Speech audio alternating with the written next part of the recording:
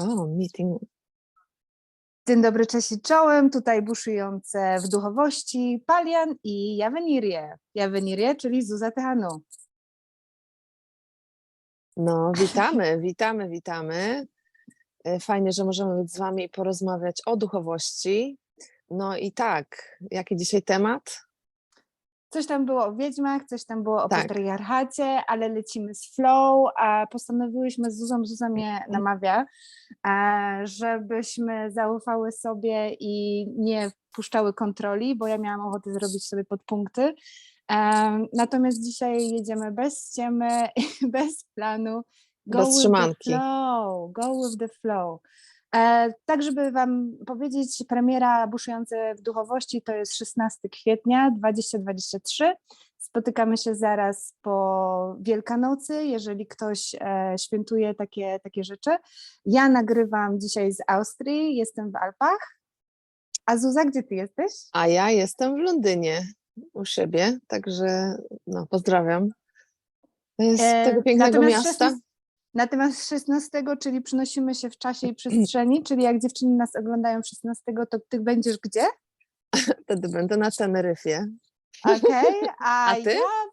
Ja będę w Cieszynie, albo nawet, poczekaj, 16 to będzie Jaworzynka. W szkole rzemiosł uczy się tradycyjnej obróbki włóczki. No, pięknie.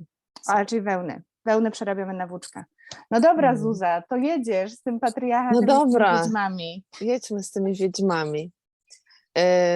No to nie wiem, może tak zacznę jakoś od siebie, że ja nazywam siebie wiedźmą już od wielu lat, ale publicznie to od 3. No i tak wiesz, jak mówię, że zajmuję się czarostwem albo że jestem wiedźmą, to mam różne reakcje. I mam różne reakcje od ludzi, którzy mnie znają i znali mnie, ale na przykład nie wiedzieli o tym, że się tym zajmuję.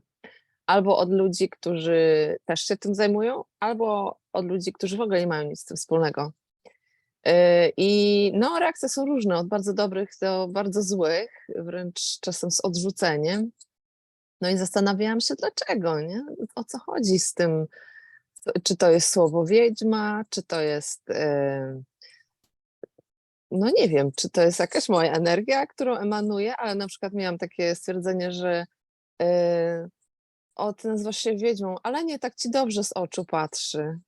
Albo ty jesteś wiedźmą, ale ty masz taką dobrą energię. A ja mówię, no ale co, to miałam mieć złą, jak jestem wiedźmą? Wiedźmy są złe? Wiedźmy to każą dzieci, gotują dzieci w kotle i prują. No tak nas w sumie trochę nauczyły też wszystkie bajki, nie? Że wiedźmy były złe. Baba Jaga. Tak, Baba Jaga przecież była zła, ale było kupa jakichś innych wiedźm, które tam cię ścigały po lasach, wiesz, i chciały cię coś tam zrobić, nie? No i tak wszyscy myślą. Wszyscy, którzy się tam nie wgłębili się w to może, o tak, nie? I zaczęłam się zastanawiać, skąd to się bierze i tak dalej, i tak dalej. No i zaczęłyśmy rozmawiać razem o tym. No i tak doszło do mnie, że to jest jakaś porządna propaganda, która nam te wiedźmistwo obrzydza, nie? I wiedzę też, no nie? Bo tak naprawdę jak mówię, że jestem wiedźmą i zajmuję się czarostwem, to jest jakaś wiedza. To jest mądrość wewnętrzna, to jest... Zresztą nikt mnie nie pyta, czym się zajmuję. Słyszą słowo wiedźma i już od razu jest B, no nie? Albo sprawdzają, czy nie chcę im coś zrobić. Natomiast nikt do końca nie wie, chyba oprócz tych, którzy się tym rzeczywiście zajmują, co to taka wiedźma robi, nie? A wiedźma robi dużo dobrych rzeczy, przecież wiedźmy zawsze były i będą chyba też. I wiedźmy, no, to są kobiety intuicyjne, to są kobiety, które korzystają ze swojej mocy, ze swojej wewnętrznej mądrości, takiej intuicyjnej, mądrości ciała, które patrzą sercem na przykład, nie?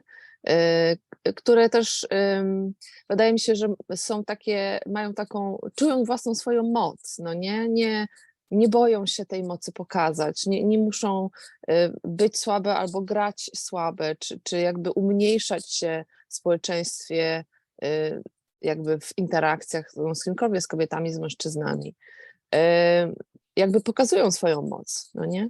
Są tak zwane empowered, czyli po prostu stoją we własnej mocy. Tak. Co może być też często kontrowersyjne, no nie? I z tego Mhm. względu też często miałam jakieś nieciekawe sytuacje, jak ludziom się to nie podobało na przykład, nie? Kontrowersyjne, ale również irytujące, bo to często działa Mhm. taka moc u osób, które siebie samocenzurują albo zostały tak wyprogramowane przez społeczeństwo, żeby się cenzurować. To jest jak sól w oku. To jest drażniące i w tym momencie rola patriarchatu przechodzi właśnie też na kobiety i to same kobiety sobie nawzajem mówią, że słuchaj, może powinnaś się ugrzecznić. Dla mnie to jest, zwłaszcza w społeczeństwie polskim, ale nie tylko, bo już trochę ich zapoznałam się z nimi. Żyłam więcej niż 4 miesiące, ostatnio liczyłam w 7 krajach, w niektórych rok, w niektórych więcej. I dla mnie jest bardzo interesujące właśnie oglądanie tych społeczności. I zawsze wracam do polskiej jakoś, dlatego ten projekt też robimy po polsku chyba. Ale taka właśnie narzucanie kobietom, jak mają się zachowywać.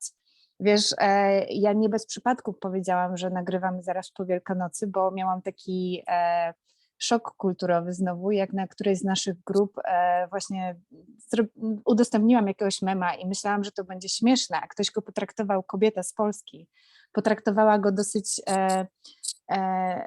wydawało mi się, że odebrała go nie jako żart, tylko zaraz mówi, kogo nas stać na takie obfite święta wielkanocne. Ja mówię, ale poczekaj, to ja nawet nie wiem, ile z moich znajomych faktycznie obchodzi święta wielkanocne, tak zwane, po chrześcijańsku, po katolicku, nie? I właściwie chciałam nawet zrobić taką sondę, bo myślałam, że ludzie już tego tak nie obchodzą. Ale dlaczego to jest dla mnie istotne? Bo to od razu mnie przyniosło do pytania o krzątaninę przedświąteczną. Wiesz, ja widziałam, że dziewczyny, moje koleżanki robiły filmiki na zasadzie już umyłam okna, już posprzątałam, już ugotowałam, ale ja myślałam, że to są wszystko żarty, ale potem zaczęłam rozmawiać z ludźmi, co u ciebie, jak tam, czy spotykamy się w Cieszynie, dla mnie to jest niezła podróż, wiesz, wyjechać z Alp i przyjechać do Polski, bo nie latam, więc to jest zawsze dłuższa podróż i pociągami, autobusami i jakimiś samochodami, carshare, bla, bla, bla. I ja to planuję, a dziewczyny mówią, sorry, nie mogę się tym w ogóle zajmować, bo jestem totalnie pochłonięta przygotowaniami świątecznymi, mając na myśli to, że sprzątają. I ja się tak zastanawiam, ale sama jesteś w domu? Nie ma koło ciebie kogoś, kto mógłby ci pomóc? No i to, co ostatnio Zuza, o czym rozmawiamy non-stop pod tytułem słuchanie, czego kobiety potrzebują, czego ludzie potrzebują i cały czas słyszę odpoczynek, odpoczynek, odpoczynek. No ale jak człowiek sprząta, a potem gotuje, a potem jest gościnią w domu, to gdzie jest ta przestrzeń na to, żeby sobie odpocząć? No Więc nie ma. dla mnie to, co powiedziałaś, wiedźma, kobieta, która ma wiedzę i która nie poddaje się społeczeństwu, wsadzić w pudełko, w jakie ma być, tylko i wyłącznie ze względu na to, w jakiej kulturze się urodziła i z jaką gender, z jaką płcią. I to tak a propos Wielkanocy, a bum. Ale też myślałam o tym, że chciałabym, żebyś nam przybliżyła, ponieważ ty jesteś właśnie bardzo w tym czarostwie, a ja jeszcze nie ogarniam tej całej wiedzy magicznej i właśnie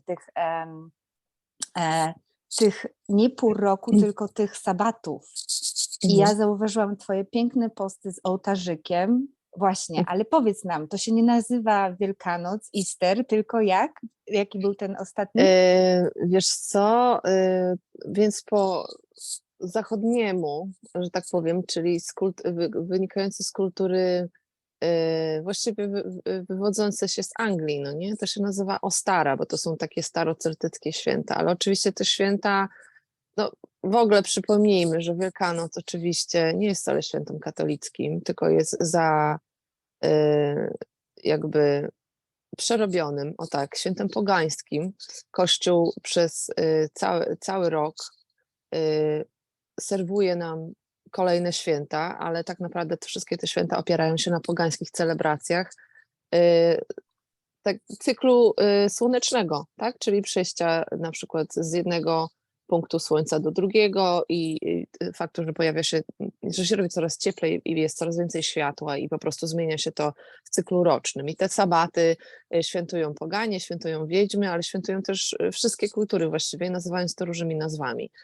No i Ostara to jest nazwa taka wikańska lub z wiedźm, które są gdzieś na zachodzie świata, tak zwanego, czyli w Anglii, ale potem to się oczywiście przeniosło na Stany Zjednoczone i tam to takie współczesne czarostwo jest bardzo żywe. Natomiast u nas ta nazwa to była Jaregody.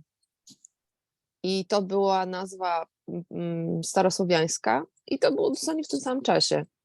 I na przykład takie fajne zwyczaje jak chodzenie ze święconką do kościoła, to jest zwyczaj staropogański. W tym momencie to nie był ksiądz, tylko gospodarz brał naprawdę wszystko, co ludzie mieli na stole, do wielkiego kosza i szedł na pole i święcił to.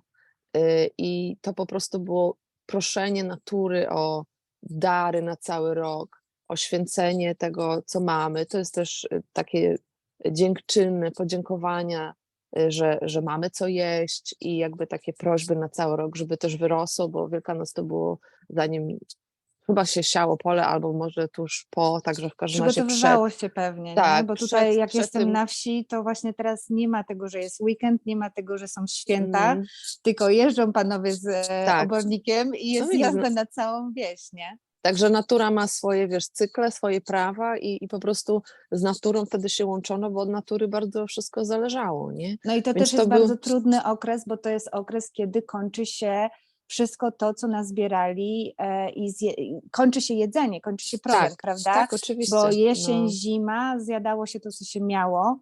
Ja teraz dodam właśnie, bo się uczę bardzo dużo w Cieszynie rzeczy, które mnie bardzo poruszają. W tej Jaworzynce jest takie wspaniałe muzeum na Grapie, no i ono mnie przenosi właśnie w tą widzisz, to już jest katolickie, to już jest chrześcijańskie, ale tam na przykład dziewczyny mówiły, że jeszcze ile tam, 50-70 lat temu, to przez całą późną jesień i zimę jadło się tylko, i teraz uwaga, ziemniaki i kapustę, dlatego że tam na takiej wysokości jest tak zimno, że zboże nawet nie rosną, więc oni nie jedli chleba.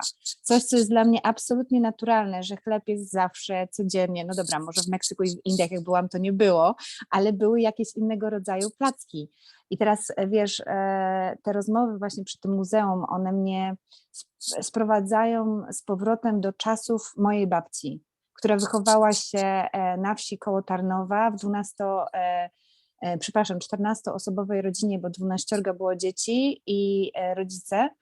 I jak ona mi opowiadała różne takie swoje stare historie, właśnie taką wiedzę, którą teraz ja bym chciała jeszcze raz usłyszeć, bo bym jej zupełnie inaczej słuchała. I właśnie jak mówiła o szacunku do chleba, do tego jak się całuje chleb, jak upadnie kromka albo coś, do tego, że wiesz, robi się znak krzyża, czyli się błogosławi. Oczywiście tutaj mówimy o tych właśnie chrześcijańsko-katolickich zwyczajach. Natomiast jak teraz mówimy o tej Wielkanocy i tym czasie, to ja myślę, że właśnie w czasach przed supermarketami i sklepami to musiały być bardzo trudne czasy. Kiedy sprawdzałaś spiżarkę, co jeszcze zostało, co jeszcze się da jeść. No właśnie, i co? I ty no. mówisz, że wtedy się brało duży kosz tego, co zostało, tak? I się No szło tego, na... co mieli na Wielkanoc, podejrzewam, wiesz, na stole, no bo to też było święto, więc tam być może, no wiesz, jajka właśnie, no bo jajka to były, wiesz, jak były kury, to były i jajka, nie? Mhm. I wiesz, tych symboli jest tam bardzo dużo, no, to się święciło i to jakby te podziękowania dla natury to właściwie jest chyba przewodni motyw każdego sabatu, nie? Czyli mamy następny w maju, potem mamy przesilenie letnie, potem mamy pierwsze zbiory w sierpniu i tak dalej, i tak dalej. To leci przez cały rok, bo właśnie mówię, ludzie byli, tak jak ty mówisz, bardzo związani z naturą i zależni od niej. Jak był rok dobry, to mieli więcej jedzenia, jak był rok słaby, no to właśnie było głodno już na wiosnę, nie? Albo właśnie zostały, wiesz, tylko to, co zostało z piżarce, czyli ziemniaki, kapusta i może soczewica też, no nie? Jak było zboże, to było szczęście rzeczywiście. Także no tych zwyczajów, wiesz, jest tam wiele, ale one są jeszcze starsze, bo na przykład jajka i zajączki, nie? Wszyscy mówią, dlaczego jest zajączek i dlaczego znosi jajka, przecież to nie ma sensu. Oczywiście są też kurczaki, ale ten zając, w ogóle co on tam robi? A to są wszystko symbole, wiesz, bardzo, bardzo stare. Jest tam bogini Isztar, która gdzieś, wiesz, jest to naprawdę, to są czasy, wiesz, przed jeszcze chrześcijańskie, to dużo, dużo, długo przedchrześcijańskie. Bogini Isztar, która była takim początkiem, właśnie ona była boginią takiej płodności i tego rozrodu i tego właśnie, to też miało wszystko związek z tym, że w jakim stadium była natura, czyli wszystko się powolutku rozwijało, nowe rzeczy, więc nowe pomysły, więc nowe życie, więc całe to odrodzenie, które jest też motywem przewodnim, wiesz, w chrześcijaństwie, w kościele katolickim, ale też jest generalnie całym motywem przewodnim właśnie tego momentu teraz, nie? Bo wszystko się jakby odradza. I też to, co wiedźmy świętują w tym momencie teraz, to jest właśnie odrodzenie. To jest odrodzenie w naszym życiu, to jest urodzenie nowych pomysłów, stworzenie nowych inicjatyw, zaczęcie nowych inicjatyw. Jest taką fajną, właśnie takim fajnym rytuałem jest sadzenie, takie rytualne, czyli z intencją nasionek w doniczkach albo w ziemi, jak mamy ogród, z intencją, że nam coś konkretnego wyrosło, na przykład nowa praca, czy jakiś nowy projekt, czy co tam chcemy sobie zrobić w życiu. I to jest takie kreowanie świadome, wiesz, życia, no i to już jest rytuał i to już jest czarostwo, nie? Także to jest bardzo związane z dawnymi tradycjami tak naprawdę, bardzo mocno związane z naturą, ale też chyba najważniejsze w tym jest to, że masz moc, żeby wykreować swoje życie tak, jak chcesz. Dlatego wydaje mi się wtedy to, jak były, wiesz, w tych starszych czasach, kiedy tak, wiesz, nie były rozwinięte supermarkety, natomiast było rozwinięte, wiesz, połączenie z naturą i z ciałem, to wydaje mi się, że wtedy ludzie też jakby bardziej rozumieli to, że mogą tą intencją wpływać na naturę, albo komunikować się z nią, albo prosić o coś. I to się nazywa gdzieś tam myślenie magiczne, taki trochę niezbyt, u antropologów to nie jest komplement. Natomiast to chodziło o to, że po prostu wydaje im się, że tak mogą sobie pomyśleć i tak będzie. Natomiast to nie jest tak, bo rzeczywiście jak dajemy intencje i prosimy naturę, to natura naprawdę odpowiada. Ja mam tego dowody, wiesz, przez większość mojego życia, no nie? Zdarzało mi się prosić o deszczowy dzień, o ładną pogodę na pełnię księżyca i wydarzyło się, że ta pełnia, że się chmury odsłoniły i był księżyc widoczny, nie? Przez godzinę, żebyśmy mogli zrobić rytuały. Także dużo takich rzeczy się zdarza. Są ludzie, którzy, wiesz, zaklinają deszcz albo zaklinają, żeby nie było deszczu. Byli przecież szamani i babki, różne znachorki, które również rozmawiały z pogodą, żeby była dobra pogoda na zbiory, żeby właśnie przyszedł deszcz i zrosił to pole. Także to było komunikacja i to była połączenie z naturą takiego, jakiego naprawdę my teraz już nie mamy i być może przez to czarostwo teraz współczesne próbujemy jakoś do tego wracać.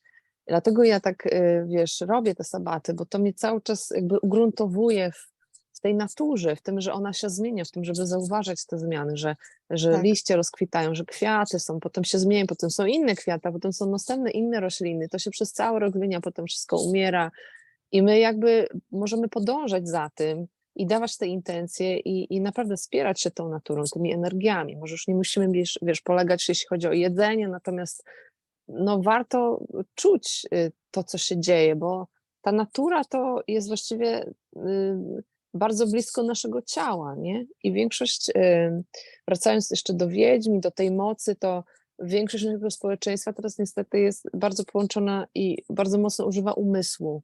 I dużo kobiet w ten sposób też się trochę odłącza nie kobiet w ogóle, wszystkich ludzi, bo wiedźmy to też mogą być mężczyźni oczywiście, nie tylko kobiety, jakby, no może ich było więcej. Natomiast mężczyźni też się tym zajmują i jak używamy umysłu i oczywiście też technologii, też wszystkiego, to odrywamy się trochę od naszego ciała.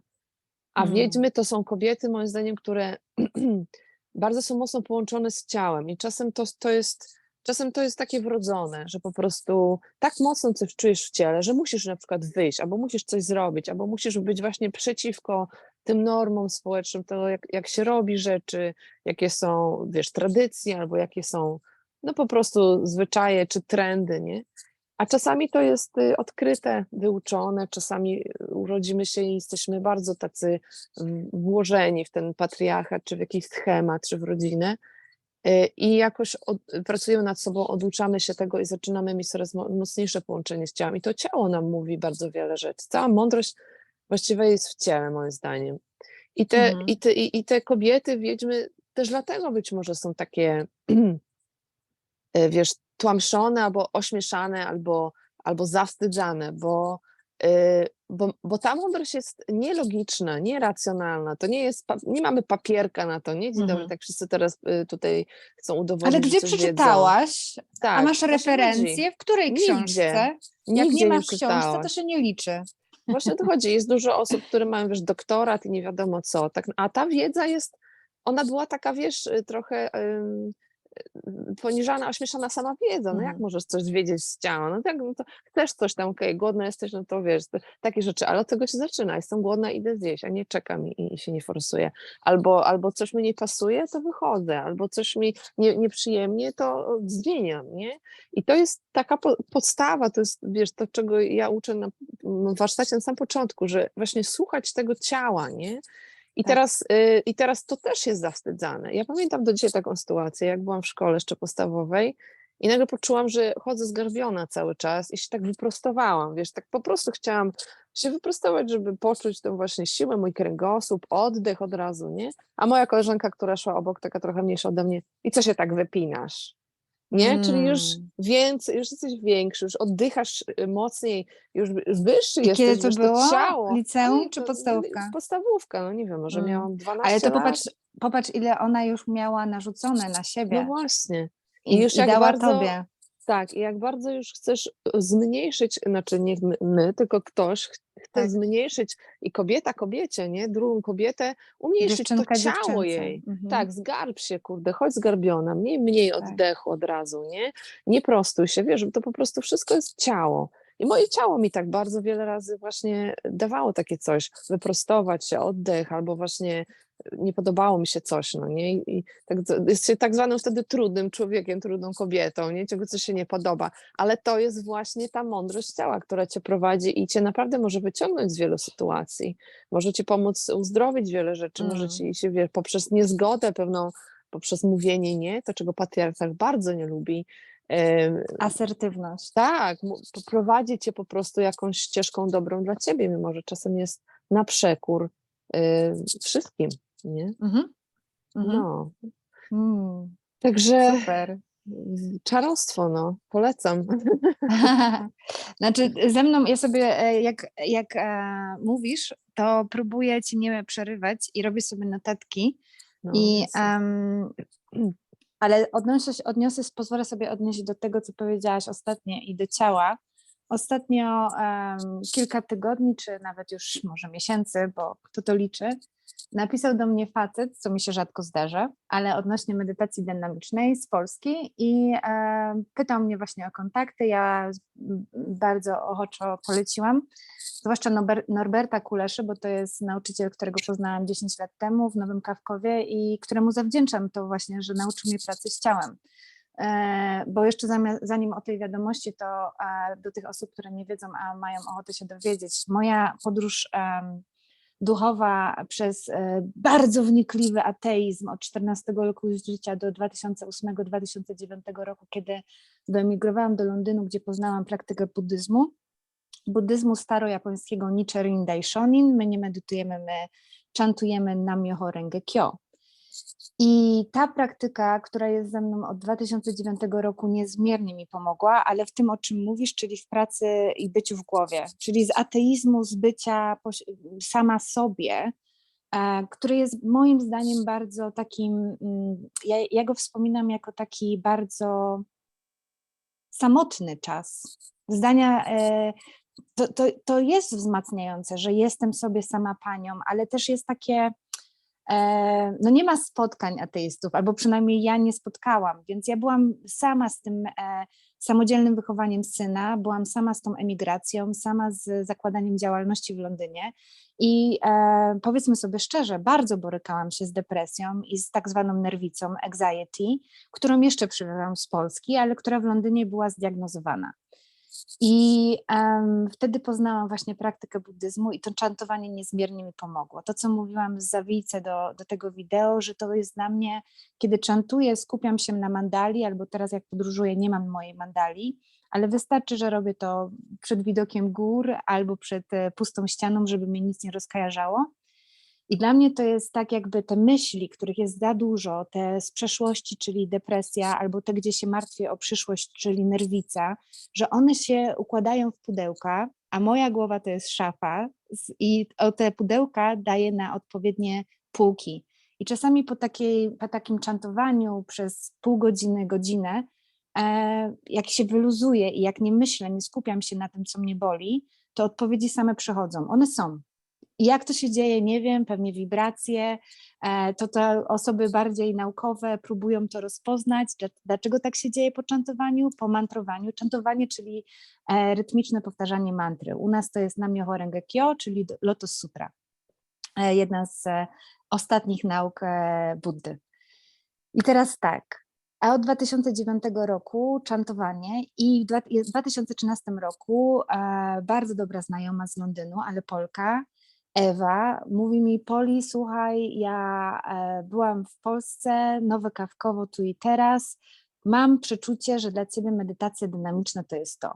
A ja wtedy po prostu nie mogłam skumać, jak medytacja, coś, co mi się wydaje bardzo statyczne, może być dynamiczna. No i ponieważ ja jestem taki śmieszny człowiek, że ja nie słyszałam o Osho. Wszyscy jak usłyszeli, że jadę na Osho, to chcieli mi dawać książki, linki do wykładów. Ja mówię: nie, dziękuję. Ja chcę poznać praktykę, ja sprawdzę, czy dla mnie to działa, a potem jak będę miała ochotę, to będę czytać i jeszcze na dodatek faceta, nie? Kolejny facet, którego mam w jakiś sposób, nie wiem, celebrować przez czytanie i poświęcanie mu energii, nie? No i stało się tak, że pojechałam na ten retreat i to były 7 dni i zdarzyło się to, o czym mówisz. To miałam wrażenie, że czantowanie i buddyzm japoński naprawdę mnie zbalansował. Byłam w bardzo fajnym stanie, takim naturalnym haju. Czułam się totalnie rozebrana na zasadzie, wiesz, maski, które patriarchat, wychowanie, polskość, mama mówiła: wyprostuj się, siedź tak, nie siedź tak, savoir vivre, jak jem, że to wszystko zaczęło schodzić i zaczęłam czantować, żeby dowiedzieć się, kim ja jestem.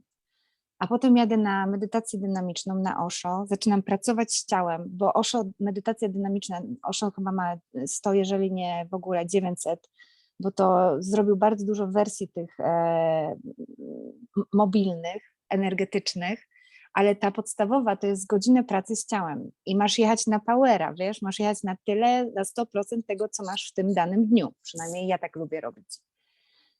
No i jak się okazało, po pierwsze, że moje ciało ma dużo więcej energii niż mi się wydawało, bo ja na przykład nie biegam, robię różne salsy i różne inne takie ćwiczenia, jak to się nazywało kiedyś? Już zapomniałam. Tańczy się salsę, a robiło się takie, wiesz, ale latino, że tam się właśnie klaskało i tak dalej. Wypadło mi, okej, wróci. W każdym razie takie rzeczy lubię, natomiast nie biegam, jogging to w ogóle jak za karę. I ja mówię: jak ja dam radę 7 dni pod rząd wyciskać moje ciało na maksa. No i okazuje się, że chciałabym powiedzieć, w magiczny sposób nasze ciało tak szybko się regeneruje, że nie tylko miałam siłę, tylko jeszcze wracałam z większą energią. No i stało się coś, czego się zupełnie nie spodziewałam i to jest też potwierdzone naukowo, to jest w książkach, że zaczęły się aktywować wspomnienia, powiem nawet traumy, rzeczy, o których nie myślałam nawet, że są jakimkolwiek problemem, bo to jest ta pamięć mięśni. I to był dla mnie szok. I właściwie za każdym razem, jak przychodziłam na medytację, myślę sobie: dobra, to już wszystko zrobione, a tam wychodzi coś nowego i mówię: kurwa, kiedy tutaj będzie jakaś przerwa? No i dla mnie rozwój duchowy to trochę jest tak jak szkoła, tylko bez wakacji, chociaż teraz nauczyłam się robić te wakacje. No i teraz wracamy do tej wiadomości.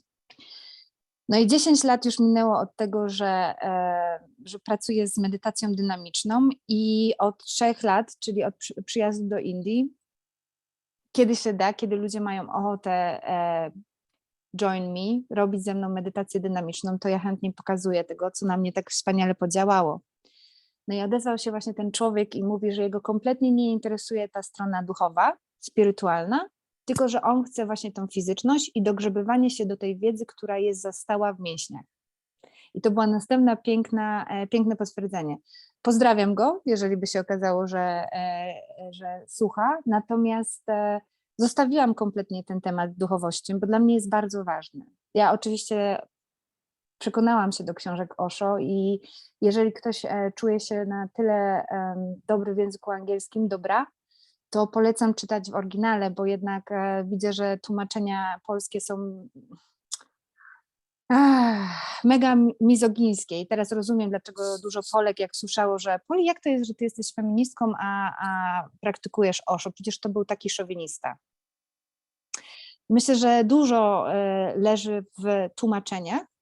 Po angielsku nie używa się he, she tak często, mówi się ty bardzo często, nie zmienia się tak często form rzeczowników, nie odmienia się, prawda? I mi się tą książkę inaczej czyta. Ja nie muszę często czytać jej, jakby była pisana do faceta, co dla Polek jest zupełnie naturalne, Zuza.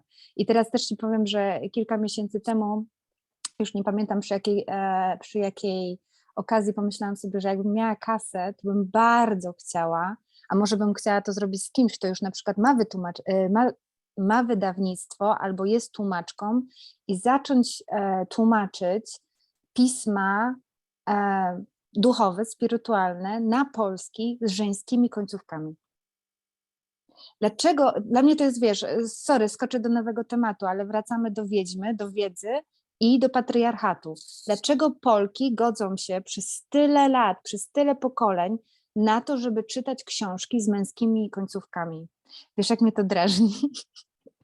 Jakbym miała czas i pieniądze, to naprawdę chciałabym to zrobić, bo chciałabym również, żeby młodzi chłopcy i panowie zobaczyli, jak to jest, jak jest ci cały czas przypisywana forma, z którą się nie identyfikujesz i jak twój mózg musi być flexible, taki otwarty na to, żeby sobie samej tłumaczyć, że ta wiedza jest również dla ciebie. Dlaczego my się mamy na to godzić?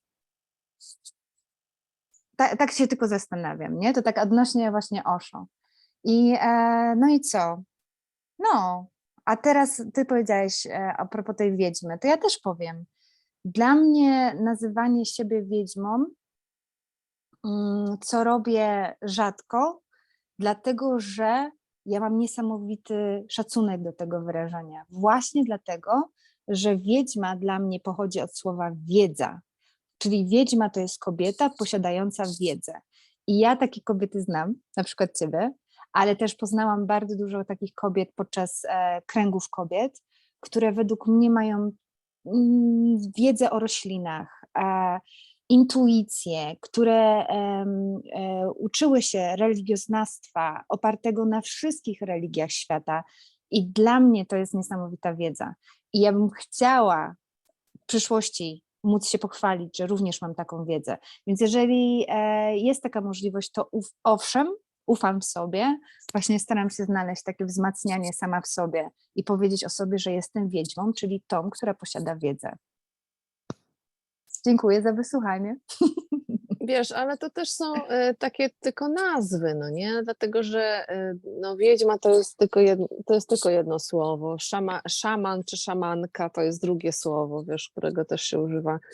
Ale też się mówi, nie wiem jak to przetłumaczyć z angielskiego, człowiek intuicyjny, czy intuita? Nie wiem jak to przetłumaczyć, może nie ma tłumaczenia. Intuitive, czyli po prostu osoba, która posługuje się intuicją. To jakby w tym momencie nie ma jakby połączenia Ale to z nie jest to żadnym... samo co empatka albo empata, tak? Nie, to znaczy no, to jest inne słowo. Empat to jest raczej, to są raczej osoby o pewnych właściwościach, no nie?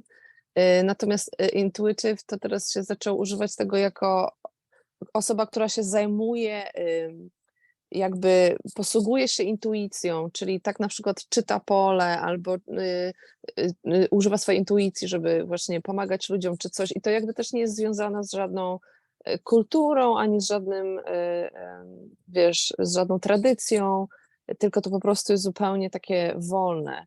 Wewnętrzna No, wiedza. tak, no po prostu taka wewnętrzna mądrość, ale oparta na intuicji. I to jest to, o czym mówisz, jak czantujesz, wiesz, to ta wiedza jest w nas, no nie?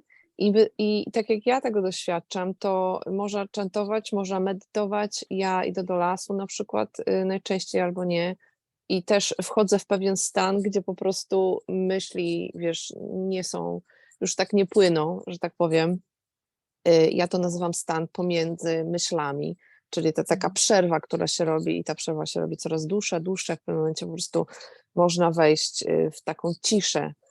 Ale to też jest najlepiej do tego dojść przez połączenie w ciele, czyli właśnie przez ruch, medytację w ruchu, albo po prostu skupienie na ciele, na wrażeniach ciała.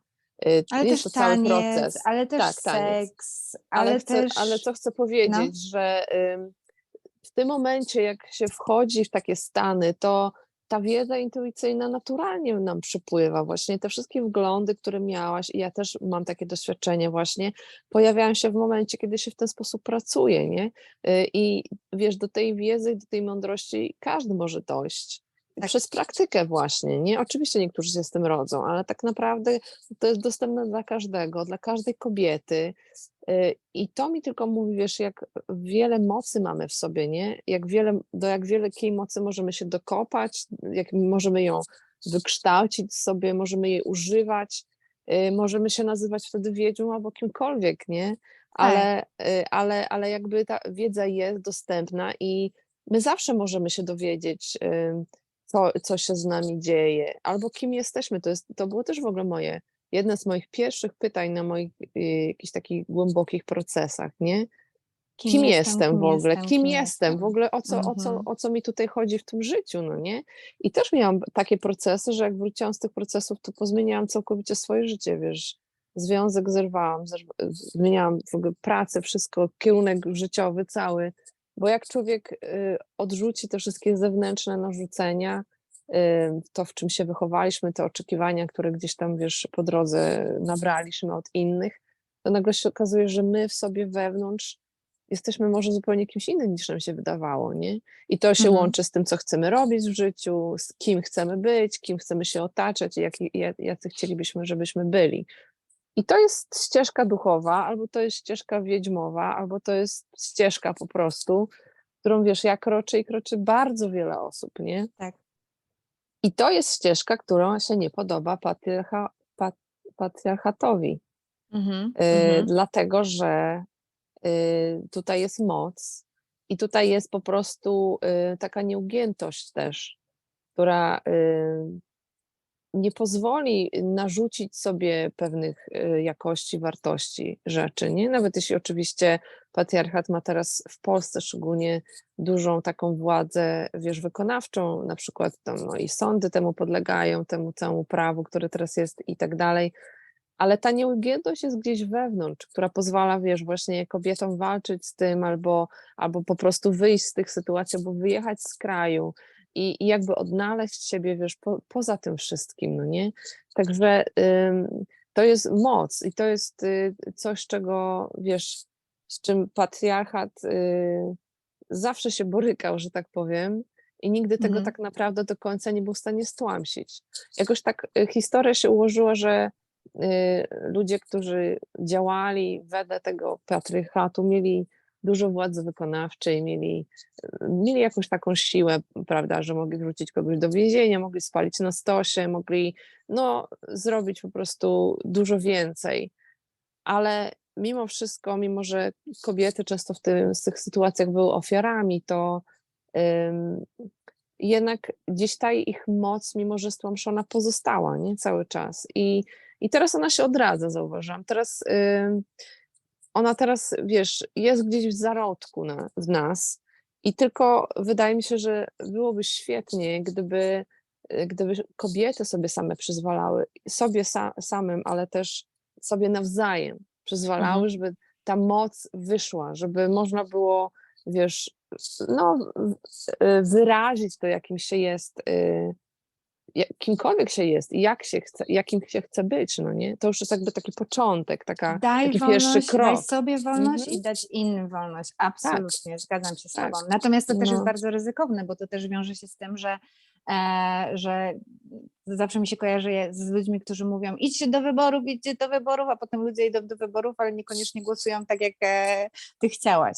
Natomiast jak chcę się odnieść, muszę się odnieść do tego, co powiedziałaś, bo jako mama syna bardzo dużo się zastanawiałam właśnie, jak to się stało, że patriarchat przez tyle lat, zwłaszcza jak czyta się historię i taką starszą historię, tutaj ja lubię te okresy, gdzie jeszcze były królowe, nie wspieram monarchii, żeby było wiadome, natomiast historii lubię się uczyć. No i bardzo często czytałam, że ci młodzi stary król zmarł, miał syna, który był tak malutki, że jeszcze nie mógł być, był uhonorowany, ale nie miał żadnej władzy wykonawczej.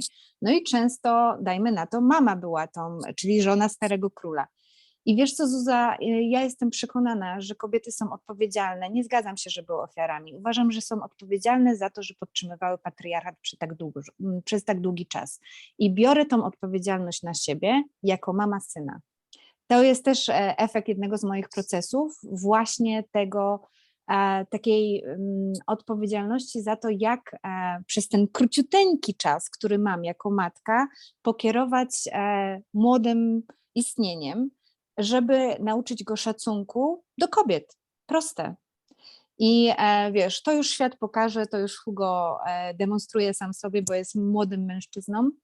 Natomiast abstrahując od tego, ten sposób myślenia, właśnie wyciągnięcia tej ofiary z kobiety, a jednak powiedzenie, jaka jesteś teraz. I Zuza, sorry, znowu wróćmy do Polski, a nie tylko do Polski. Ja nie miałam okazji w tym roku jechać na żadne święta. Tak jak mówię, jesteśmy na głębokiej wsi w Austrii, w Alpach.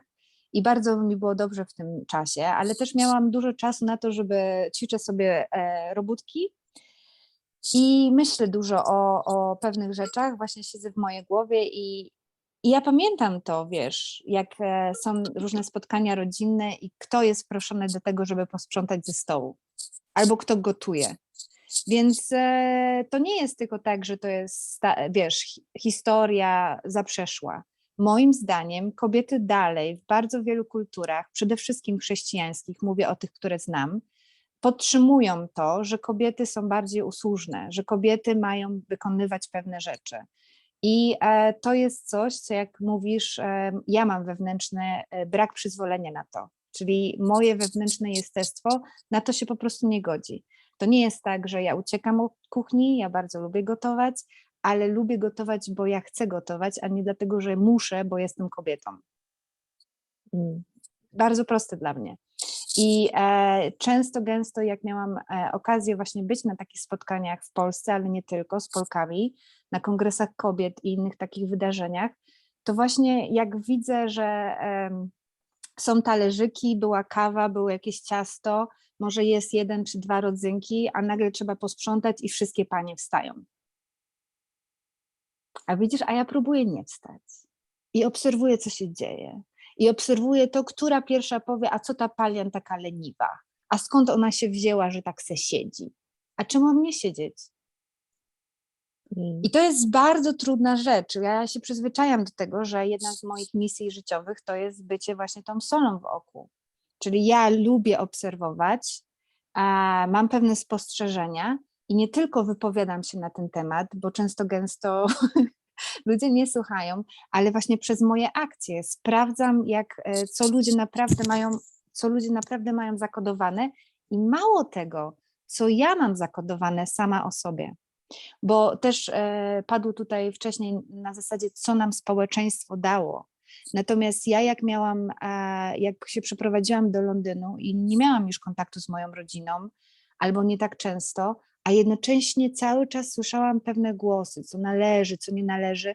I ja dopiero musiałam właśnie podróże w głąb siebie zaobserwować, że to jest mój wewnętrzny głos. Ja go interpretuję na zasadzie, co mama by chciała, co tata by chciał, ale na dobrą sprawę zrozumiałam, chwila, moment, to jest mój wewnętrzny głos. Ja im tylko nadałam te osobowości. No i znowu przez czantowanie, przez kręgi kobiet, przez wszystko to, czym się posilałam, ale też, nie będę taka święta, przez ostre imprezy londyńskie, mocno zakrapiane, które bo muszę o tym powiedzieć, bo ostatnio mam wrażenie, że robię się trochę za święta i to nie jestem cała ja. i zwłaszcza te śmigusowe, dyngusowe wideo, które wczoraj się pokazało gdzieś, super imprezy, które robiłyśmy. I ja mam wrażenie, że alkohol jako trucizna oddziaływało na moje ciało też w taki sposób, że zabijało moją nerwicę na zasadzie takiej, że ja przez moment nie myślałam, nie byłam w swoim lupie i przez tak zwanego kaca nagle miałam takie spostrzeżenia. Mało tego, to jest, poczekaj, jak to się nazywało po polsku? Poczucie winy jakieś takie, nie? Że ojejku, jaka jestem niegrzeczna, co ja tam wczoraj odwaliłam. A potem wychodziło na taki luz, najlepsze randki miałam zawsze na kacu, bo miałam wtedy wywalone i byłam taka naturalna. I wychodziło mi tabula rasa, zaczynam od nowa, restart. I nie polecam, wolałabym teraz dochodzić do takiego stanu zupełnie innymi sposobami, zresztą nie piję, nie muszę. Natomiast to też była jedna z moich, myślę, etapów ważnych mojej podróży wewnętrznej. To był też moment, w którym musiałam stanąć przed lustrem, sama ze sobą i powiedzieć, ok, mamy taty już nie ma, polskiego społeczeństwa już nie ma. Biorę odpowiedzialność za to, co myślę o sobie sama. I chcę to teraz zmienić. Chcę zmienić narrację tego, co mam w głowie o sobie samej, o sobie jako kobiecie, o sobie jako artystce, o sobie jako samodzielnej mamie, o sobie jako emigrantce. I to jest podróż, która, no nie wiem, no dekadę z hakiem mi zajmuje i to jest progres. To jest na pewno niezakończone. Bo chcę też powiedzieć na przykład o Facjendzie, bo mówimy o tej, chciałam właśnie, dodałam w opisie, że body positive mi też był bardzo potrzebny, bo kto wie, to Paulina Palian to nie tylko jest moje imię i nazwisko, ale też jest moja marka modowa i ja widzę, że ludzie się bardzo dziwią, co się stało? Co się stało? Gdzie się podział cały styling, gdzie się podziały kolorowe włosy, gdzie się podziała moda.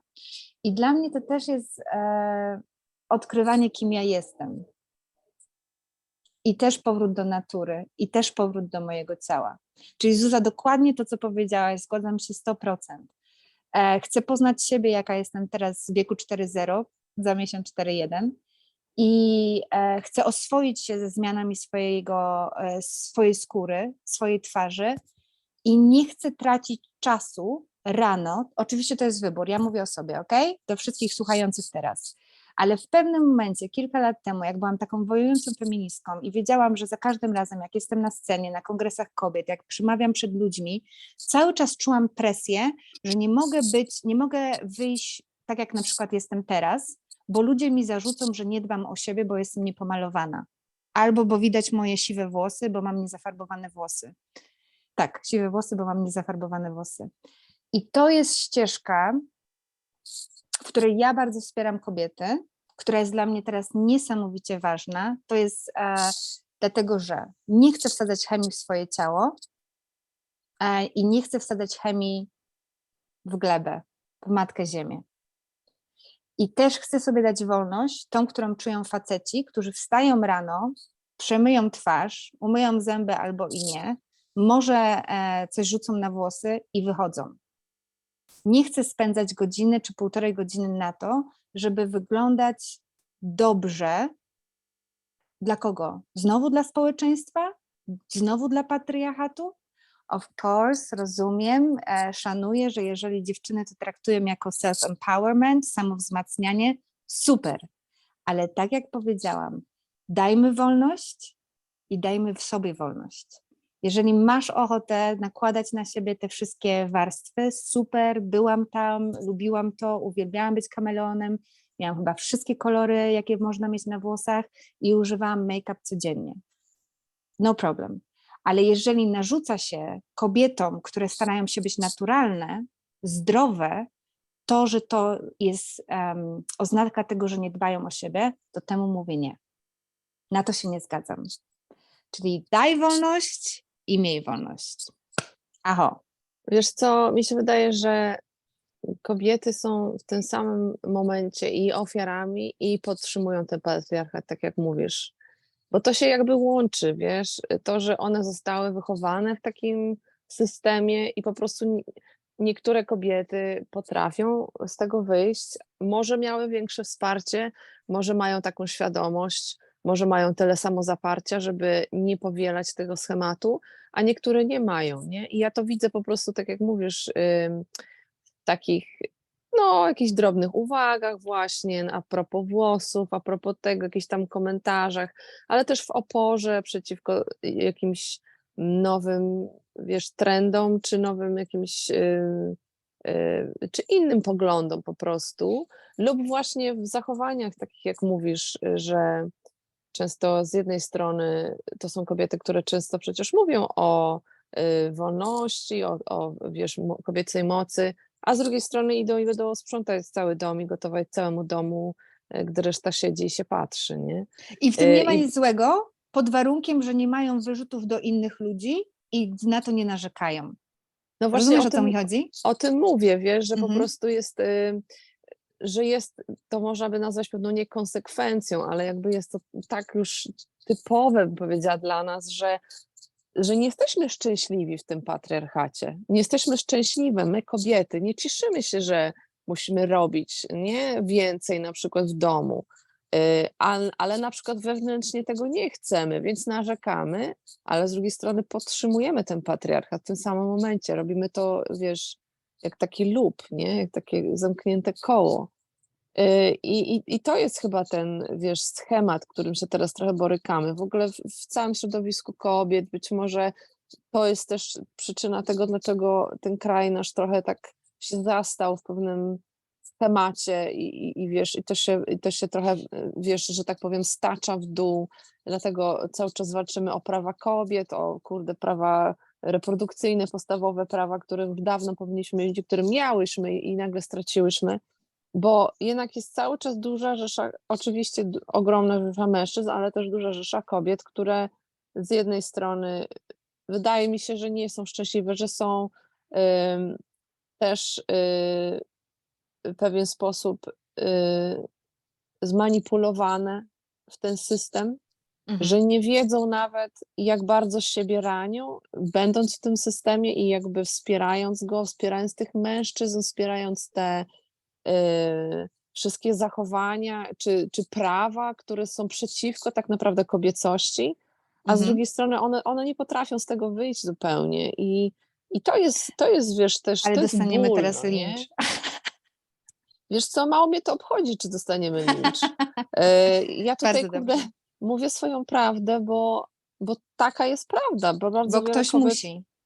bardzo wiele kobiet tak się czuje i to, wiesz co, to co ja, no nie wiem, czy lubię, czy po prostu robię, czy lubię robić, może mam jakąś satysfakcję z tego, nie wiem, ale wywoływać, wiesz, tą prawdę u ludzi, która jest często, tam jest często hipokryzja pewnego rodzaju, Mhm. właśnie mówienie, że tak, prawa kobiet, a robienie coś zupełnie przeciwnego, mówienie tak, kobiety są wolne, powinny mieć czas dla siebie i odpoczywać, a jednocześnie usługiwanie całej rodzinie, nie? I no, jak Ale dla mówisz, mnie, Zuza, to jest, jak dla mnie, Zuza, komuś, no mów. sorry, dla mnie to jest trochę jak z tym ptakiem w klatce.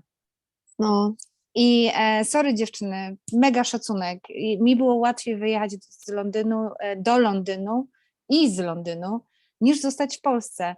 Ale pamiętam, że jak w 2016 roku właśnie założyłyśmy z babskiego Londynu Polish Feminist, to ja dostałam bardzo dużo bardzo negatywnych wiadomości od takich swoich koleżanek, które mi mówiły: nie jesteś w Polsce, co się odzywasz, to nie jest twoja sprawa.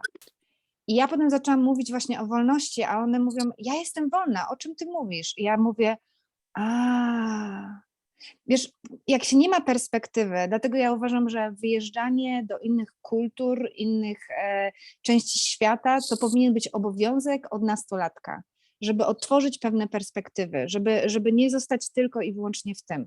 Natomiast też moje wyjazdy do Cieszyna uczą mnie tego, żeby jednak trochę uważać, bo jednak wyjechałam z Polski 20 lat temu i jest bardzo dużo zmian, ale też jest bardzo dużo rzeczy, które się nie zmieniają. Czyli na przykład zapieprzanie i mycie okien przed świętami. I żeby było jasne, bo to sprzątanie to chyba mi trochę drażni teraz sama, bo ja dzisiaj poodkurzałam przed naszym Zoomem, więc to nie jest tak, ja wierzę w to, że ten okres wiosenny to jest okres jakichś takich porządków, przygotowywania się na lato. Może tak jak mówisz, właśnie natura się odradza. Chcę, żeby, to nie jest ważne, że ja jestem w Airbnb. Ja chcę, żeby moja przestrzeń też była czysta, mi się lepiej wtedy pracuje, mogę się skupić na czymś.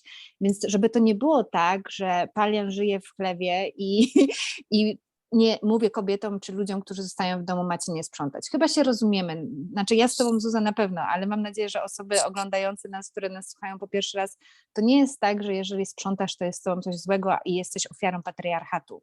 Natomiast jeżeli, moim zdaniem, robisz to, bo musisz i nikt inny w domu nie pomaga ci i mało tego, czujesz do ludzi, dla których to robisz,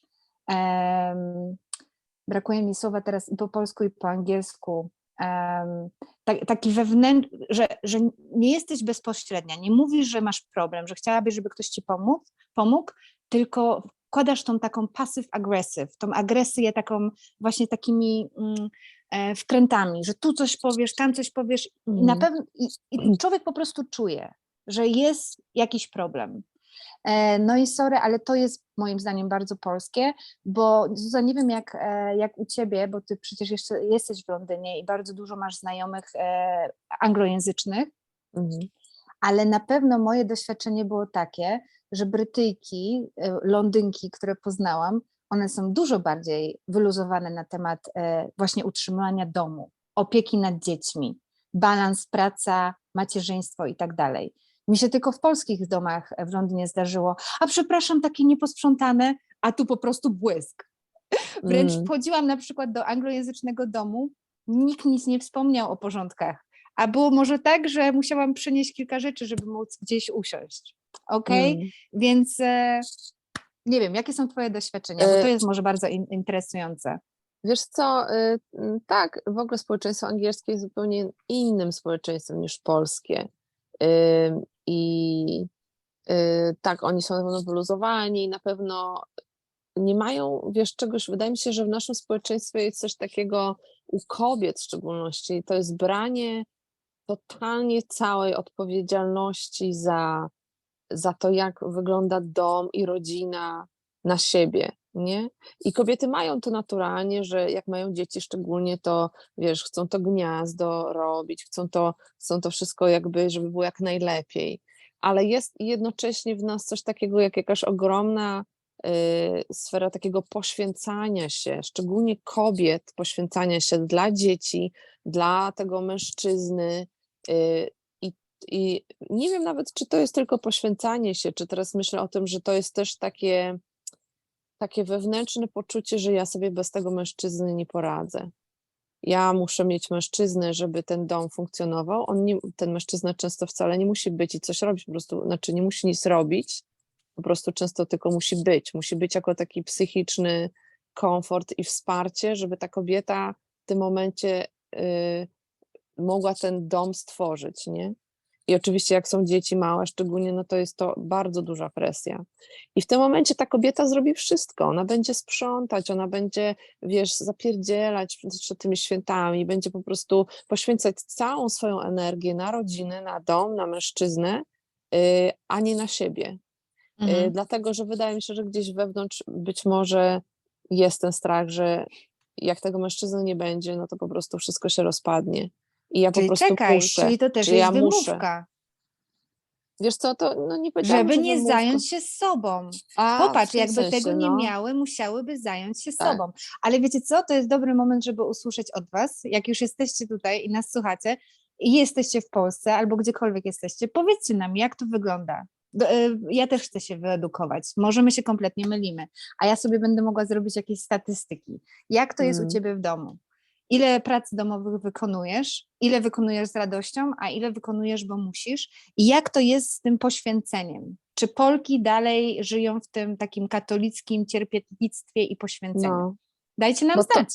bo to niestety moim zdaniem właśnie wynika z tego katolicyzmu, z tego właśnie udupiania kobiet przez patriarchat, ale taki specyficzny katolicki sposób jest bardzo specyficzny dla Polski, bo jak mówisz, to społeczeństwo angielskie jest inne trochę i Tutaj też jest patriarchat, ale on się troszeczkę inaczej tutaj przejawia. Zupełnie inaczej Tutaj z mojego jest, tutaj doświadczenia. jest jakaś taka trochę walka płci, jeśli chodzi o karierę często. Tutaj jakby prawa są już takie, że kobietom nikt nie może nic narzucić prawnie, nie może ich w żaden sposób poniżyć. Tutaj jest bardzo duże wsparcie jakby no, takie od prawa, natomiast to się przejawia tylko w inny sposób. Przejawia się w bardzo subtelny, też często pasyw-agresywny sposób od mężczyzn do kobiet, szczególnie w tym rejonie tego, ile kobiety umieją lub nie umieją. Nie?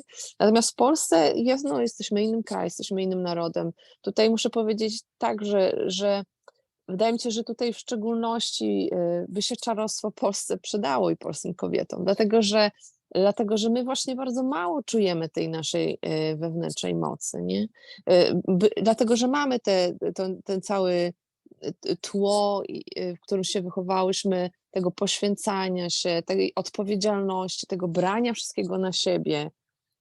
I w tym, jak mówisz, nie ma przestrzeni na nas. I czy robimy to dlatego, że nie chcemy się spotkać z samą sobą, z tą prawdziwą sobą wewnątrz i wolimy się poświęcać rodzinie, czy po prostu nie umiemy inaczej i poświęcamy się, bo tak wszyscy się poświęcają, bo się matka, babcia poświęcała, bo wszyscy naokoło tak żyją, no to jak tu żyć inaczej? No to podejrzewam, że odpowiedź jest już, wiesz, no każda kobieta też jest inna, no nie? I przyczyn jest mnóstwo. Natomiast jest to taką naszą dominującą cechą.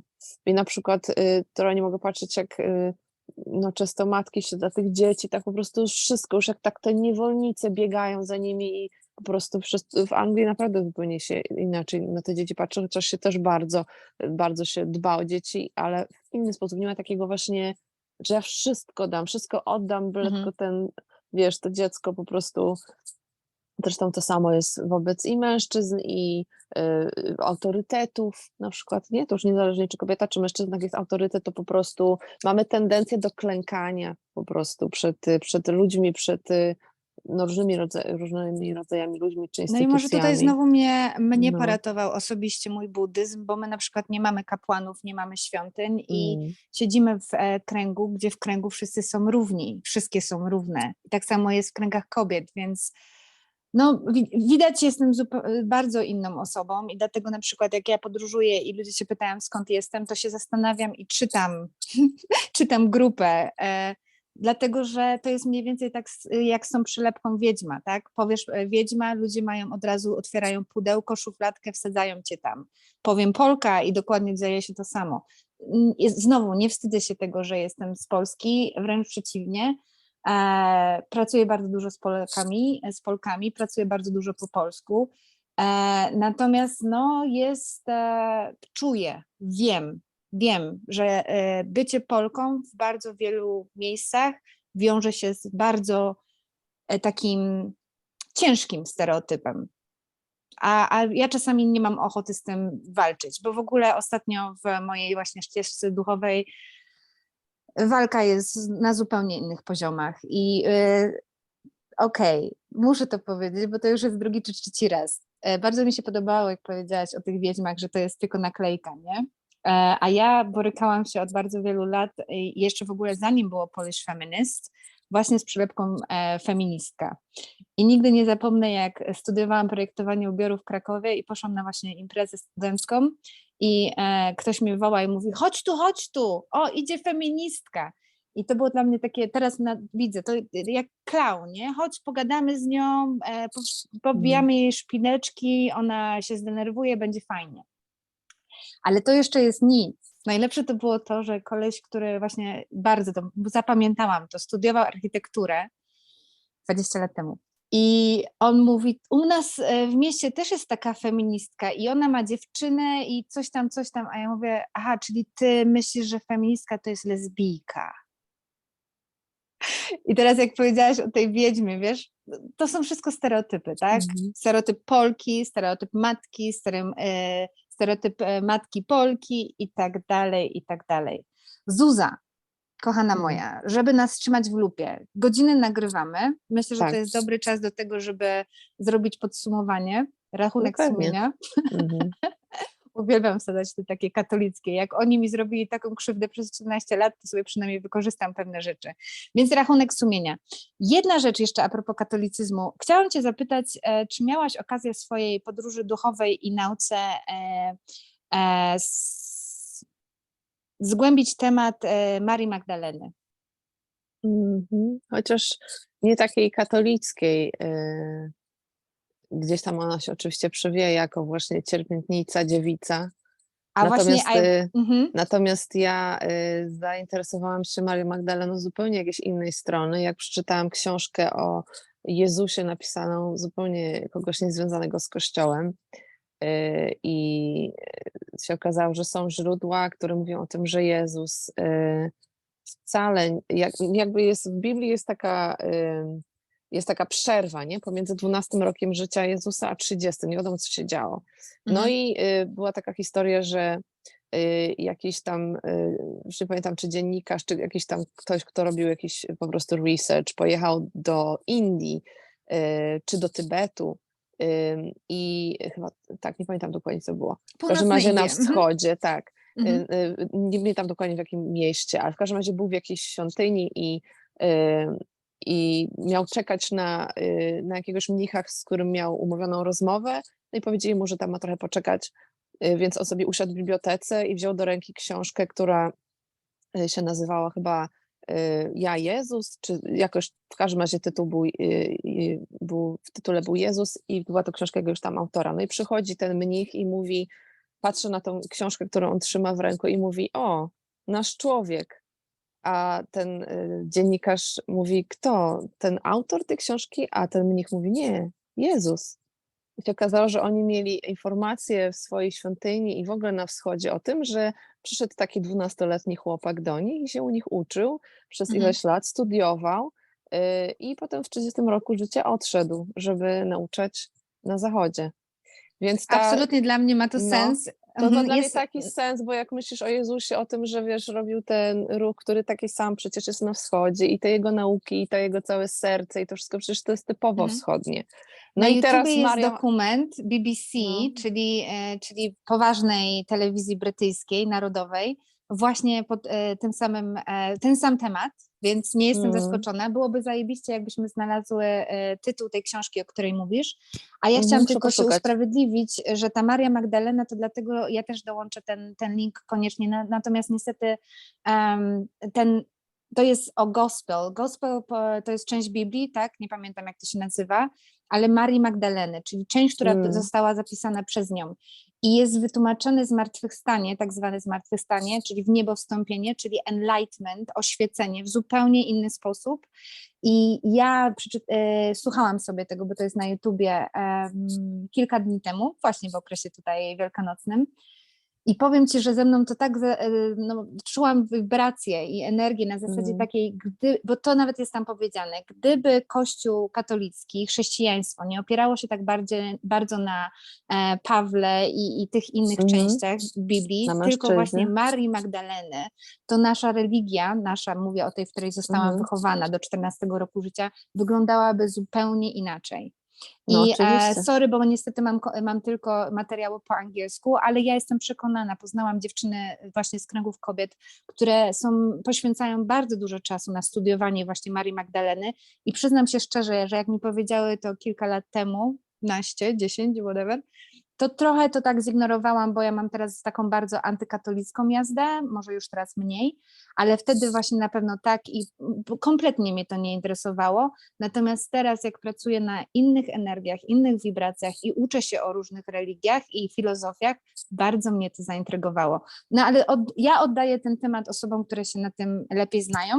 No, a chciałam tylko dokończyć jeszcze, bo nie dokończyłam tam, bo mówiłam tylko o Jezusie, natomiast w tym całym wątku pojawiła się też Maria Magdalena, ale pojawiła się w zupełnie innej formie niż oczywiście my znamy z katolicyzmu. Nie była żadną prostytutką i tak dalej, tylko była kobietą Jezusa. I teraz zobaczcie, jak się zupełnie zmienia narracja. To była kobieta Jezusa, to była jego partnerka, nie wiem, żona, z którą według tej całej historii, która też być może jest też w tej Ewangelii Marii Magdaleny, bo też słyszałam o tym, ale nie czytałam Ewangelia, tego. Tak.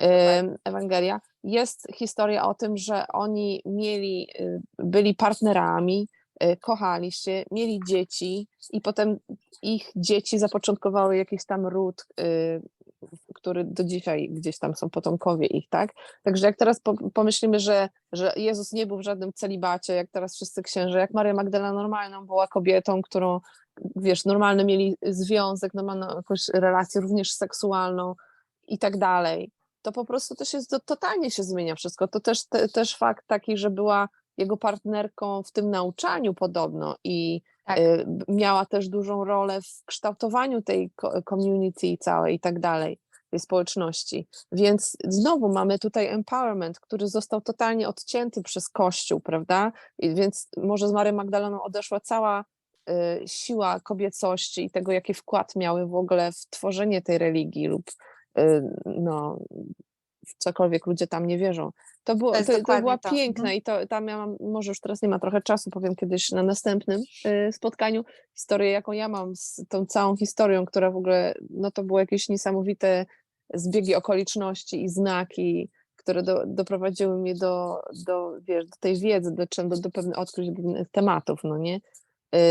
Jak gdzieś mieliśmy podróż do Glastonbury, do miasta Glastonbury w Anglii, gdzie jest wieża Thor, która też jest jakoś tam specyficznym miejscem mocy. Także ta cała historia jest mi bardzo bliska i jakby może nie studiowałam Maryi Magdaleny, ale taką kobiecość, która być może Kościół całą totalnie, wiesz, przekształcił i zmodyfikował i ja chciałam się dowiedzieć, co jest z tych prastarych czasów, jaka ta, wiesz, kobieca mądrość, jaka ona jest w ogóle, bo po prostu jej nie widać, no nie? I jest nam powiedziane, że jej nie było, nie? Tak. Ale nieprawda to jest. I może tutaj się też z tym borykamy, no nie? Czyli Naszej patrz, jaki temat kobiecości. trafiłam na No, koniec. Ja sobie zapisuję no, notatkę, zapisz zapisuję sobie, sobie notatkę, żebyśmy się do tego odniosły tak. w przyszłości, za miesiąc najprawdopodobniej, Mhm. chociaż może będzie inna energia. E, ale właśnie bez planu, ale może jednak takie podpunkty czasami się przydają. Natomiast właśnie to, że nie było żeńskich autorytetów, to nasuwa mi się, teraz przechodzimy do promocji. Ja mam takie właśnie działanie, bo Polish Feminist działa teraz bardzo zdalnie, raczej wspieram różne inicjatywy, natomiast moją energię poświęcam na projekt, który po angielsku nazywa się Art by Women, Women in Arts, a od 2 lat tworzę córkę tego kanału po polsku. Stwierdziłam, że mam za dużo wspaniałych Polek artystek i stwierdziłam, że muszę stworzyć oddzielny kanał, chciałam powiedzieć, ale to jest nieprawda, to są kanały mediów społecznościowych, który nazwałam Sztuka Kobiet, Kobiety w Sztuce, albo na Instagramie Sztuka Kobiet.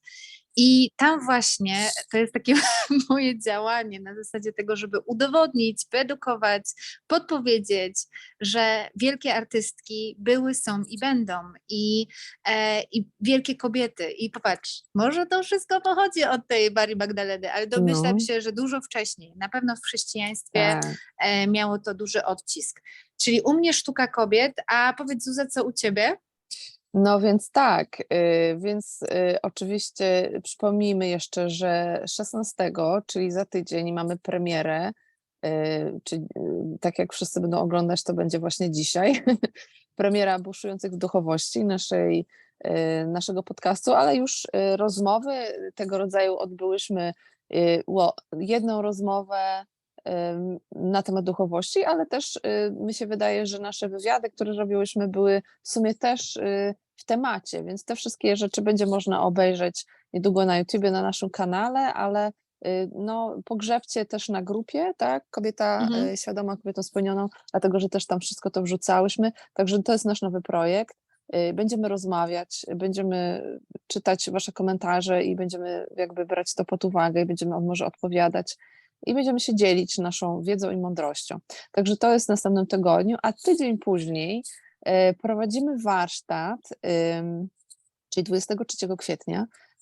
Ja prowadzę warsztat przez internet, online, który nazywa się Podstawy czarostwa i praktyki magicznej, czyli wprowadzam w takie podstawowe elementy magii, jak ona działa i będę przekazywać to, jak można się tą magią posługiwać, w życiu codziennym, w tym, żeby wykreować swoje życie, żeby znaleźć odpowiedzi, żeby stworzyć w naszym życiu to, co byśmy chciały i jakie byśmy chciały, żeby ono było. Także po prostu moc kobieca i wiedźmy to jest ten temat. Jeśli Was to interesuje, to tam będę uczyć, jak to robić. A dla tych, ja I podpowiem tutaj, że dla tych kobiet, Mhm. które już czują swoją moc, bo Mhm. mam wrażenie, że takich kobiet, które nas słuchają, jest pełno, ale jeszcze może jakoś się borykają z tym, to na pewno te warsztaty i współpraca z Zuzą pozwolą po pierwsze oswoić się z tą własną mocą, bo ona czasami może być przerażająca, jest tak mocna i czeka Mhm. tak długo, żeby ją aktywować, żeby ją pokazać światu, zabłyszcz, pokaż siebie taką, jaką jesteś, miej odwagę być sobą i to na pewno też jest warsztat dla Ciebie, czyli jeżeli czujesz swoją moc, a zastanawiasz się, jakich narzędzi mogłabyś wykorzystać i jesteś otwarta na to, żeby zapoznać się z praktyką duchową, czarostwem, to na pewno to jest warsztat dla Ciebie. Czyli to jest Mhm. 23 Kwietnia. kwietnia w niedzielę. Mhm. Tak, zgadza się. I chyba zauważyłam, że też robisz wersję anglojęzyczną? Tak, to wersja anglojęzyczna jest dla ludzi anglojęzycznych. 30 kwietnia, czyli tydzień później, robię warsztat po angielsku. Super. No ale wydaje mi się, że dla wszystkich po polsku będzie lepszy po polsku, dlatego że to jest jednak rodzimy język i dobrze się w nim komunikować Dokładnie. na takim duchowym poziomie. No i jeszcze mamy w planach warsztat w terenie. Warsztat letni na jakiejś pięknej ziemi w Polsce. Warsztat czarostwa, czyli również podstawy praktyki, czy właściwie być może wtedy już nie podstawy, bo to będzie warsztat weekendowy, trochę dłuższy. Będą praktyki, będzie połączenie z naturą, będą tańce pod księżycem i wokół ogniska. Będzie dużo rozmów na pewno i łączenia się z ziemią, uziemienia, łączenia się z kobiecością i przede wszystkim z własną mocą. To będzie warsztat bardzo praktyczny, będzie dużo tańca, dużo głosu, dużo ruchu, dużo odczuwania, no i mam nadzieję takiej komunikacji i połączenia. Także na to się przygotowujemy. Tutaj nie mamy jeszcze detali kiedy, natomiast no, ilość miejsc na pewno będzie ograniczona. Także jeśli Was interesuje, żeby wyjechać, odpocząć, a jednocześnie potrenować magię i połączyć, odkryć tą prawdziwą siebie i tą swoją prawdziwą wewnętrzną kobiecą moc, no to zapraszamy. Uderzajcie Chcemy to do nas. zrobić, Zuza to już powiedziała, ale powtórzę, chcemy to zrobić w bardzo takich naturalnych warunkach. To nie będzie retreat na zasadzie iluś tam gwiazdek. Chcemy Tak. to raczej zrobić pod gwiazdami. Chcemy to zrobić w namiotach. Będzie to powrót do takich spartańskich warunków i właśnie takiego naturalnego bycia samej ze sobą. Mało tego, razem ja i Zuza mamy kilka miejsc, o których myślimy, ale żadne jeszcze nas nie zawołało na 100%. Więc jeżeli słucha nas osoba, która czuje, że ma takie miejsce, w którym chciałaby zaprosić nas, chciałaby zaprosić nas, żeby zorganizować coś takiego w te wakacje albo w tym okresie takim, gdzie jest ciepło, żeby faktycznie można było być pod namiotami, to ja myślę, że Zuza, obie jesteśmy na to bardzo otwarte, tak? Szukamy tych Oczywiście. kontaktów, czyli natura dla osób tych, które nie boją się robaków i spania pod namiotem, bo powiedzmy sobie szczerze, nie wyśmiewamy się, ale jesteśmy już takim społeczeństwem, które przyzwyczaja się do pewnych komfortów. I ja na przykład byłam zaskoczona, jak się dowiedziałam, że retreat to tak na dobrą sprawę powinno być coś surowego. A po polsku słyszę, nie tylko po polsku, że retreaty to się teraz robią all inclusive, a to nie do końca o to chyba chodzi. Znaczy róbcie jak chcecie, natomiast ten warsztat będzie taki swojski, spartański przy naturze. Dla niektórych osób to są warunki, które lubimy, dla niektórych osób będzie to powrót może do harcerstwa czy zuchów. Natomiast jeżeli ja będę miała w tym udział, to na pewno postaram się zrobić otwieranie głosu i tutaj medytacja dynamiczna, praca z ciałem. No i jeżeli Zuza się zgodzi i będzie na to przestrzeń i potrzeba, to z przyjemnością poprowadzimy krąg kobiet. Chyba że otworzymy to, bo jeszcze to też otworzymy i wpuścimy trochę rodzynków, to już będzie się działo, to jest w projekcie. Natomiast Zuza, też czytałam warsztat po angielsku odnośnie okresu, menstruacji. Bardzo ważna Tak. sprawa. Przypomnij nam, kiedy to, Tak, proszę. więc ten warsztat jest w maju. Z tego co pamiętam, chyba to jest 12 maja, ale głowy nie dam, bo zapomniałam trochę. W każdym razie jest jeszcze czas, także się data Będzie w znajdzie. opisie. Mhm. Będzie w opisie. Natomiast tak, zaczynam warsztaty pracy z energią menstrualną. I tutaj taka szybka notka, że jak byłam młoda, to miałam bardzo, bardzo duże bóle okresowe i bardzo, bardzo dużo nieprzyjemnych odczuć w czasie okresu i jestem przekonana, że no naprawdę większość kobiet cierpi w taki, a nie inny sposób i nie trzeba cierpieć. Ja przez moje praktyki odnalazłam sposób na to, żeby połączyć się z tą energią i żeby no, tak naprawdę doznać niesamowitych odczuć, ale w tym momencie, jak się to otwiera i się tych uczuć doznaje, to ból odchodzi i dużo bardzo dyskomfortu odchodzi i można to zmienić.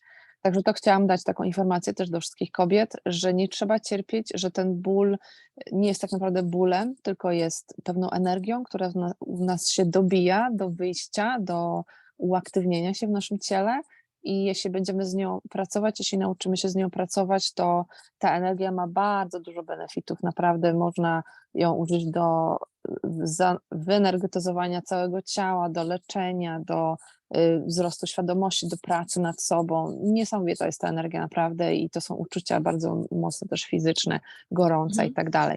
Także tego będziemy się uczyć na tym warsztacie. Dobrze na ten warsztat jest przyjść, kiedy ma się okres, ale to jest warsztat też pracy z całym cyklem, także tak, podobne energie są w okresie owulacji, chociaż ta energia jest trochę inna, ale też można nią pracować i można przyjść na ten warsztat właściwie w jakimkolwiek okresie cyklu się jest, bo to jest praktyka, którą się potem po prostu stosuje. Ale szczególnie polecam, jak ktoś ma okres, bo to będzie po prostu mocne doświadczenie. Także zapraszam. Warsztat jest na razie po angielsku, ale jeśli by zebrała się grupa po polsku, to mogę oczywiście prowadzić po polsku. Także no, fajnie by było przekazać tą wiedzę, bo myślę, że jest bardzo potrzebna. Absolutnie się z tą zgadzam. Bardzo się cieszę, że zajęłaś się tą tematyką, dlatego że moje doświadczenie pokazuje, że jak byłam właśnie na kilku warsztatach w temacie okołomenstruacyjnym, to piękne samouleczanie przez dzielenie się historiami, przez to, ile traum jest związanych właśnie z bólami okresowymi, ale też z samym okresem, więc jestem bardzo pod wrażeniem, że zajmujesz się tym tematem i polecam. Ten warsztat, jeszcze raz tylko powiedzmy, że jest w tym momencie po angielsku. Po Domyślam angielsku? się, że jeżeli będzie Mhm. potrzeba, to z Zuzynę mówimy do tego, żeby był po polsku. Jasne. I co? I nie 16 maja, tylko trzecią niedzielę maja, Tak. następny trzecią niedzielę maja, następny odcinek buszujące w duchowości, Palian i Jawenirię. A ja dzisiaj dziękuję Wam bardzo za uwagę. Mam nadzieję, że zostało powiedziane to, co miało być powiedziane i to, co miało trafić, trafiły właśnie do Ciebie. Dziękuję Ci za Twój czas i za Twoją uwagę. Zuza, dziękuję Ci za Twoją obecność. Fajnie, że robimy ten projekt. Gratulacje dla nas. Ha, ha, ha. Tak, dokładnie. Podziękujmy sobie, pogłaskajmy się po ramieniu, bo to jest bardzo ważne. I ja również dziękuję wszystkim, którzy wysłuchali, czy będą słuchać. I dziękuję Tobie, Poli, za to, że mogliśmy porozmawiać. Bardzo fajnie, bardzo się cieszę, że to robimy. Także do następnego razu. Ciao. End. Koniec. No. Ale poczekaj, to muszę wyłączyć.